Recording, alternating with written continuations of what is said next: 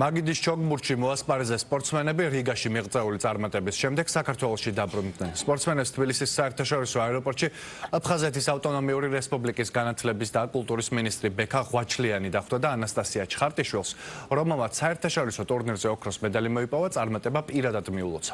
რიგაში გამართულ საერთაშორისო ტურნირზე 150-მდე სპორტსმენი, მათ შორის საქართველოს სახელით 12 მონაწილე ასპარეზობდა. ჩვენმა ახალგაზრდებამ მოგეხსენებათ რიგის ახალგაზრდულ საერთაშორისო ტურნირზე მიიღეს მონაწილეობა და გახდნენ ჩემპიონები და პრიზიორები. ეს მართლაც უდიდესი და ისტორიული შედეგია. 9 ქვეყნის 200-მდე მონაწილე იყო. ძალიან რთული თამაშები ჰქონდათ ბავშვებს.